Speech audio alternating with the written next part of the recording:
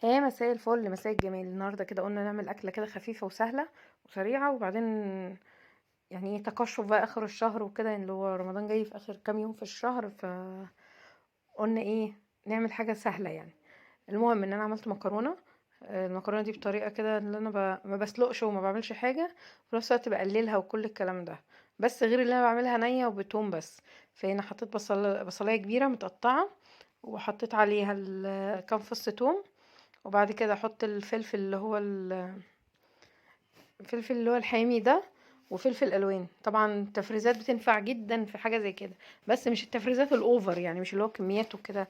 لا، انا بعمل الحاجات المعقوله، اللي هو مثلا بروح السوق الاقي فلفل رخيص اجيب كيلو احطه في الفريزر. فهنا كده طلعت كيس حطيته معاهم وهما بيتقلبوا. بعد كده هحط الصلصه، احط معلقتين صلصه، بس لما البصله تدبل شويه هي والخضار كله. المهم متخليش الحاجة تحروق منك، عشان يبقى بحب طعمها صاحي كده، اللي هو كأنها لسه يعني ايه، مش مستوية ومهرية والكلام ده. الطريقة دي لو عملتيها تحفة. ممكن بقى لو في بانيه، ممكن تقطعي شريحتين بانيه 3 في الوقت، في المرحلة اللي احنا فيها دي. لو في لحمة مفرومة برضو تحطي منها، تكون متعصجاها تحطي منها برضو. بانيه يتقطع شرايح ويتعمل في وسطيها، تبقى فيها فراخ وكده وفيها غذاء. هنا احط معلقتين الصلصة، اقلبهم لحد طعم المادة الحافظة ده ما يطلع من الصلصة يعني. النار هتطلع الريحة بتاع المواد الحافظة والطعم بتاعها.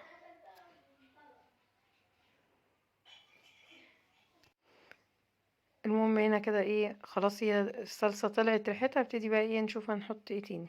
اولا انا هحط المكرونة. تمام. لو كده ممكن نحط معلقة هريسة شطة برضو. في ناس بتحبها. آه يعني كل واحد بيحب الحاجات اللي بيحبها يزودها، مش كيمياء. وفي مكرونه تانية هعملها لكم بالخضار، تحفه تحفه جميله. ولادي بيحبوها جدا، ان هم ما بياكلوش انواع الخضار معظمها، فانا بدخلها لهم في وسط المكرونه وبتتاكل. يعني زي الكوسه مثلا مش بيحبوها، فما بتدخل وسط المكرونه وبتتاكل عادي. بس بتبقى المكرونه مستويه. المره دي انا هحط المكرونه نيه. احط الطماطم، دول 3 حبايات طماطم. حسب بقى انت عايزه تحطي حبايتين، ما تحطيش قوطه خالص الكلام ده.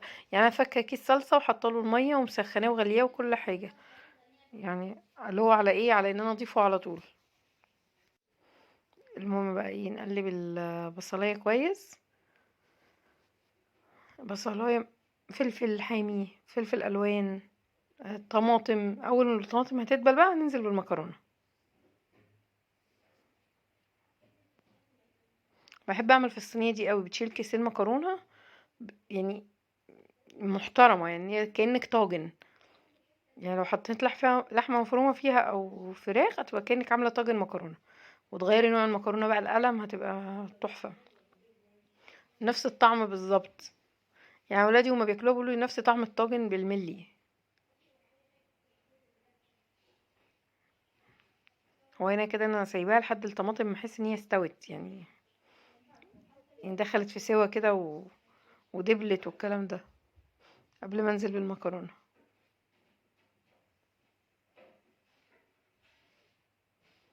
نوسع بقى مكان كده نحط فيه المكرونه بتاعتنا.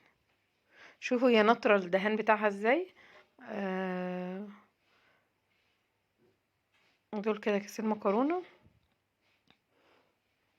هنعملهم بسم الله ما شاء الله يعني. هي غدوه او فطار يعني. فطار يا جماعه، لا تفتكروا غدوه غدوه يعني، لا فطار. شويه بقى سلطه جنبيها، مخلل، اي حاجه. هي مش محتاجه اي حاجه جنبيها. يعني انا بالنسبه لي لما باكلها ما باكلش حاجه جنبيها خالص. تنسونيش بقى، لو اول مره تشوفوا القناه تعملي اشتراك وتفعلي زر الجرس، تعملي كومنت حلو كده، وتنسيش اللايك. يعني انا بفكرك اهو في نص الفيديو عشان ايه تنسيش اللايك. هنا كده غاليه الطماطم بالصلصه، ابتدي بقى ايه انزل بيهم عليها. شويه صلصه صغيرين خالص اللي هي من الفريزر، وشويه ميه بقى مغليه اللي هي الزواد بتاع المكرونه، عشان مينفعش تزودي المكرونه في المرحله دي بميه بارده نهائي. هتعجن منك ومش هتبقى كويسه، لان احنا مش محمرينها. دي مكرونة نية يعني عجين، يعني اي مية ساقعة تنزل عليها تخليها عجين وتكلكع في بعضها. هنحط بقى التوابل بتاعتنا، 7 بهارات، ملح وفلفل ودمتم على كده.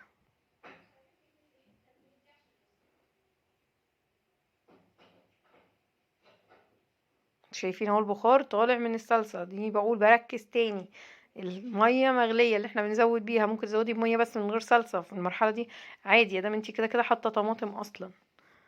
هنغطيها بقى ونسيبها كده تاخد وتدي مع بعضها لحد ما تستوي.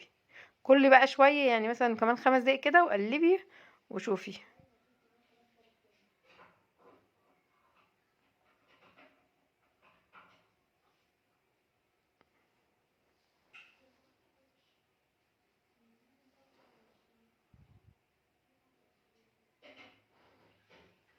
نظبط الحقيقة بتاعنا ونغطي بقى الصينية ونسيبها مع نفسها. هي تقريبا بتاخد 10 دقايق كده، بس انتي 5 دقايق وشوفي، يعني قلبيها وكده عشان تبقى فيها صوص، وخلي فيها الصوص شوية يعني ما تبقاش ماسكة في نفسها. ده شكل الطبق بتاعنا. ايه رأيكم؟ تحفة بجد يعني، جميلة جدا ومنجزة وموفرة.